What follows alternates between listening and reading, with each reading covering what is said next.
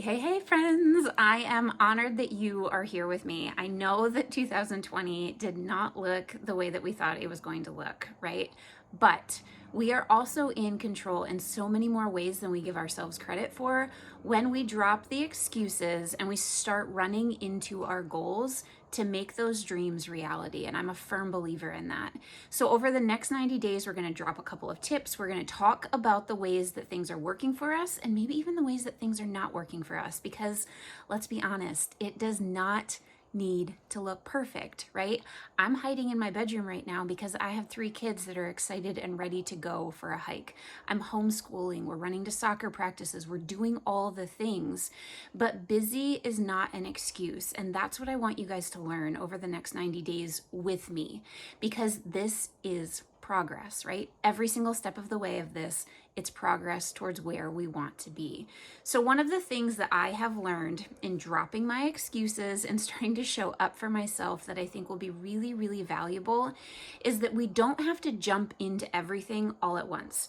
I know what it looks like to look at other people like, oh, they're rocking this because they have this perfect life, because they have the extra time, because they get to homeschool, because they don't have their kids at work with them every single day, right? We have all these ideas of what it looks like for other people, and that's why we can't do it.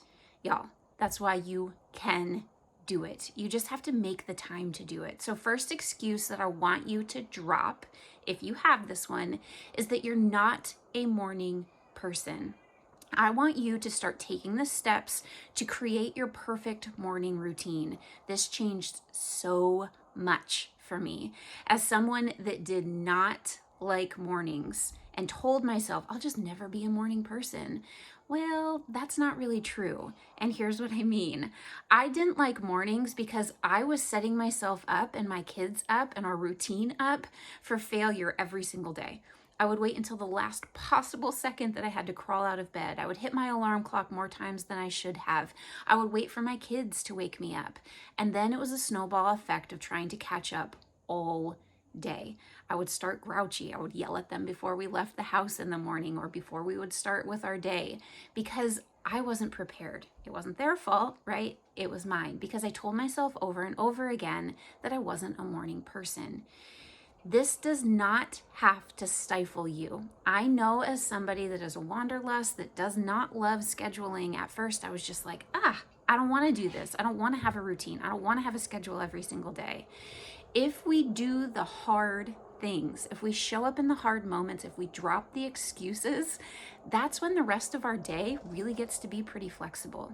So what I want you to do is I want you to design your perfect morning.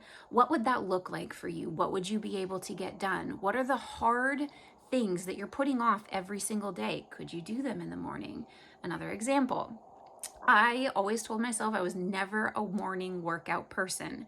But then at 8 o'clock at night, when I finally had time, I was not a night workout person either. So it just became a never doing it thing. So now I have worked up to getting up at 5:30 every morning, getting my workout in, getting 30 minutes of mindset in, getting a load of laundry done, doing some of the things before my kids wake up in the day. So think about the things that you want to get done. What is that for you? Is it 30 minutes of devotion? Is it getting a load of laundry done? Is it just being able to sit with a cup of coffee and do nothing? What is it for you? And then map out how much time it would take, right? If it's going to take you an hour to do all of those things, but you're only giving yourself 20 minutes, you're setting yourself up for failure. Map out how much time it would take for you. And then I want you to take the steps over the next couple of weeks as we launch into this last 90 days to set yourself up for success. You know, maybe it's waking up 15 minutes earlier for the first couple of days and then waking up 30 minutes earlier and starting to get into that habit. I promise you, it will change things for you. So I want to hear from you. What are the things that you would love to get done in your morning that you're making excuses for right now? And then let's do it together. Guys, the last 90 days, it's going to be amazing. Drop your excuses and let's run.